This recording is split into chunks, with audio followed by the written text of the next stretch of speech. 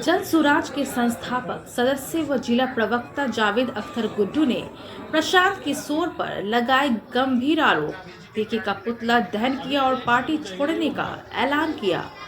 जन सुराज के जिला प्रवक्ता रहे जावेद अख्तर गुड्डू ने पार्टी के संस्थापक प्रशांत किशोर पर गंभीर आरोप लगाते हुए शनिवार को पार्टी छोड़ने का ऐलान किया।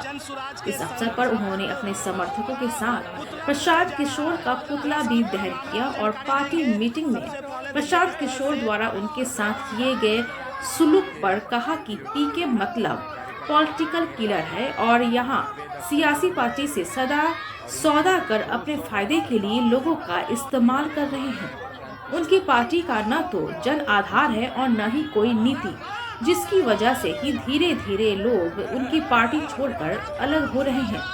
क्या कुछ गंभीर आरोप लगाए हैं? आइए दिखाते हैं आपको पूरी इस रिपोर्ट में। और वैशाली 4 डिस्ट्रिक्ट के कार्यकर्ता को बुलाया गया था। चूँकि इस पार्टी में मैं 1 साल से ऊपर से संगठन से जुड़ा हुआ था, तो मैं इसको वॉच कर रहा था कि पार्टी का जो मैनिफेस्टो है या जो इरादा है उसके मुताबिक पार्टी ठीक काम कर रही है कि नहीं। हमको ये ऐसा समझ में आया कि पार्टी का थीम पार्टी को मजबूत करना नहीं है, चूँकि संगठन का जो काम होना चाहिए वो नहीं हो रहा था। तो मीटिंग में हमने खड़े होकर के इसी बात को रखा कि आप जितने मजबूती से सारे लोगों को जोड़ते हैं कार्यकर्ता को, वो कार्यकर्ता पिछली दरवाजे से चुपचाप चले जाते, उसको मॉनिटरिंग करने के लिए कोई आदमी नहीं है। आपका जो मैनिफेस्टो है, आपका जो सोच है, उसको पब्लिक तक नहीं पहुंचा पा रहे हैं। पब्लिक का जनाधार आपके साथ नहीं जुड़ रहा है और 2 धारा में जो वोटर्स हैं वो या तो एनडीए के हैं या नहीं तो महागठबंधन के हैं, हमारे साथ जुड़ नहीं पा रहे और आप चुनाव लड़ते जा रहे हैं, आप फिर उम्मीदवार खड़ा भी कर रहे हैं।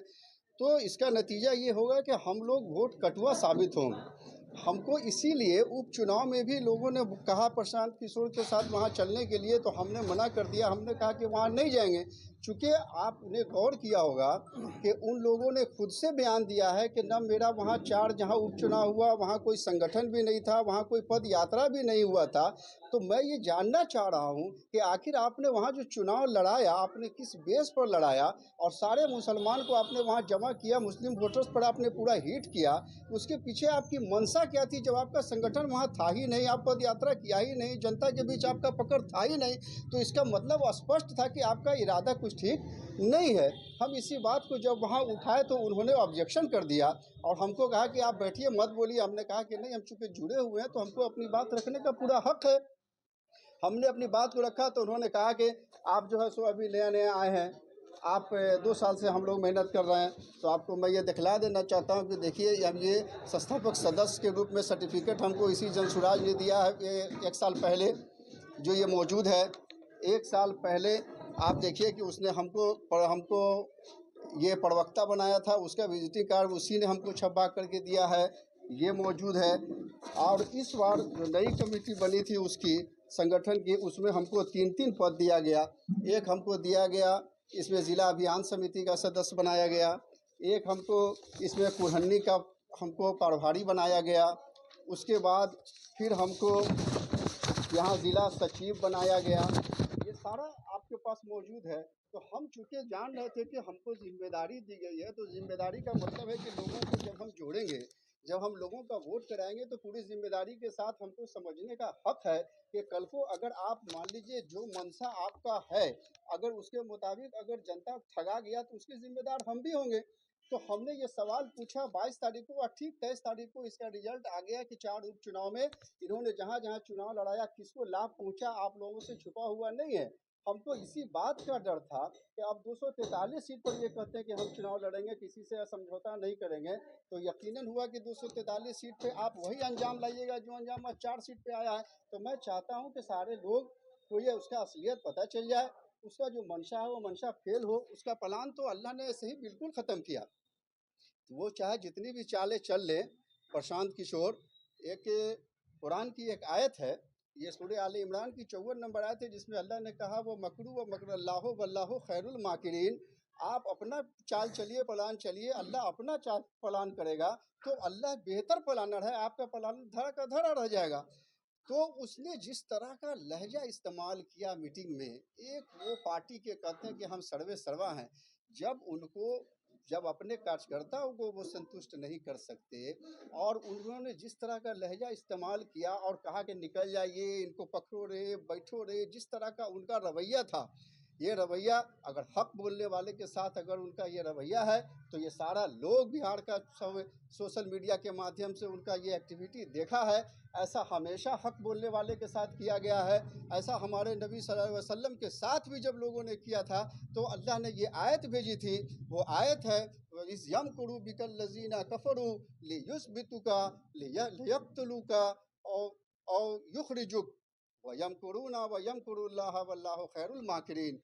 आप कितनों चाल चलेगा किसी को फंसाने का, किसी को रोकने का, किसी को निकालने का, लेकिन जब तक अल्लाह नहीं चाहेगा तब तक किसी का ये इस तरह का गलत मंशा पूरा नहीं हो सकता है। आज ये फटवा है या आज स्पष्ट मैंने आपको ये बात बता दिया। आगे क्या फैसला लिया आपने? हमने जो फैसला लिया है, एक रहबर अंजुम का एक शेर है, उसकी तर्ज पर मैंने एक बात कहा है कि परेशान का इरादा खतरनाक है, परेशान का इरादा खतरनाक है, अब इसके पार्टी में रहना नहीं चाहिए। मैंने इस पार्टी को आज आप लोगों के माध्यम से आज अलविदा कर दिया है। और एक चीज़ आप लोगों के माध्यम से मैं प्रशांत किशोर को एक सुझाव देना चाहता हूँ, एक मशवरा देना चाहता हूँ, वो ये है कि लोग पागल समझने लगेंगे तुम्हें। प्रशांत के लिए ये मैसेज है, लोग पागल समझने लगेंगे तुम्हें, क्योंकि महफिल में झिल्लाना नहीं चाहिए। लोग पागल समझने, इसने जिस तरह का एक्टिविटी किया है, आप लोग सोच सकते हैं कि इस आदमी को हमने जान लिया कि ये आदमी जो है ये पॉलिटिकल किलर है। पीके का मतलब पॉलिटिकल किलर। ये आदमी किसी से भी अपने प्रोफेशन के मुताबिक सौदा करते और अपने सौदा को पूरा करने के लिए ये राजनीति में सारे लोगों का इस्तेमाल करते हैं और अपने मिशन को पूरा करते हैं। इनका मिशन जो है वो हमारे ख्याल से अच्छा